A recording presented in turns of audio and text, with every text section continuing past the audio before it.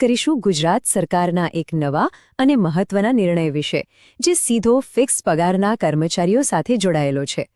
ચાલો સમજીએ કે આ નવી જાહેરાત તેમના માટે શું લઈને આવી છે.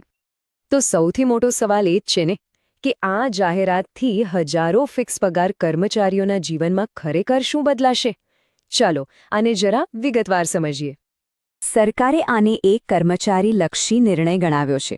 અને આનો સીધો ફાયદો વર્ગ 3 અને વર્ગ 4ના એવા હજારો કર્મચારીઓને મળવાનો છે જો ફિક્સ પગાર પર કામ કરે છે અને ઘણીવાર વધારાની જવાબદારીઓ પણ સંભાળતા હોય છે.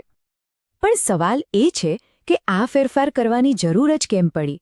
શું જૂની સિસ્ટમમાં કોઈ મોટી ખામી હતી? આ સમજવા માટે આપણે પહેલાં જૂની વ્યવસ્થામાં શું સમસ્યાઓ હતી એના પર એક નજર નાખવી પડશે. જુઓ, વાત એમ હતી કે અત્યાર સુધી વધારાના કામ માટે જે એલાઉન્સ મળતું હતું ને એ 2015ના જૂના ફિક્સ પગારના આધારે ગણાતું હતું. હવે એનો મતલબ શું થયો કે કર્મચારી ભલે ગમે તેટલી વધારાની જવાબદારી લે પણ વળતર તો સાવ ઓછું જ મળે, અને સ્વાભાવિક છે કે આનાથી કામ કરવાનો ઉત્સાહ પણ ઓછો થઈ જાય. તો બસ આ જ સમસ્યાને દૂર કરવા માટે સરકારે એક નવો ચાર્જ અલાઉન્સ નિયમ લાગુ કર્યો છે. ચાલો જોઈએ કે આ નવા નિયમમાં શું ખાસ છે. એકદમ સાદા શબ્દોમાં કહીએ તો ચાર્જ અલાઉન્સ એટલે એક પ્રકારનું બોનસ. માની લો કે કોઈ કર્મચારી પોતાની નોકરી તો કરે જ છે, પણ એની સાથે સાથે એને બીજી કોઈ પોસ્ટનો વધારાનો ચાર્જ પણ સોંપવામાં આવે તો એ વધારાના કામ માટે જે વળતર મળે ને એને કહેવાય ચાર્જ અલાઉન્સ. નાણાં વિભાગે જે નવો પરિપત્ર બહાર પાડ્યો છે એમાં મુખ્યત્વે 4 વાતો છે. પહેલી, આ નિયમ ખાસ કરીને વર્ગ 3 અને વર્ગ 4ના ફિક્સ પગારવાળા કર્મચારીઓ માટે છે. બીજી, આ નિયમ આવ્યા પછી આ વિષય પરના જૂના બધા જ પરિપત્રો અને ઠરાવો હવે રદ ગણાશે. અને ત્રીજી, સૌથી અગત્યની વાત, આ નિયમ તરત જ એટલે કે જે દિવસથી જાહેર થયો છે ત્યારથી જ લાગુ પડી ગયો છે. સારું, તો હવે આવીએ મુખ્ય મુદ્દા પર.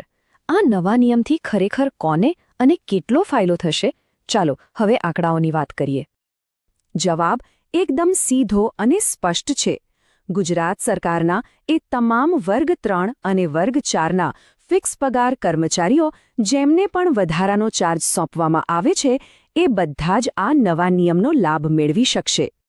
અહીં આવે છે પહેલો મોટો ફાયદો. જો કોઈ કર્મચારીને એના જ લેવલની એટલે કે સમાન કક્ષાની પોસ્ટનો વધારાનો ચાર્જ મળે તો એણે એના અત્યારના ફિક્સ પગારના 5%, જી હા 5% જેટલું વધારાનું ચાર્જ એલાઉન્સ મળશે. આ ખરેખર એક મોટો સુધારો છે. અને વાત અહીં જ નથી અટકતી. જો કોઈ કર્મચારીને પોતાના કરતાં ઓછી એટલે કે ઉપલી કક્ષાની પોસ્ટનો ચાર્જ સોંપવામાં આવે તો આ એલાઉન્સ સીધું ડબલ થઈ જાય છે.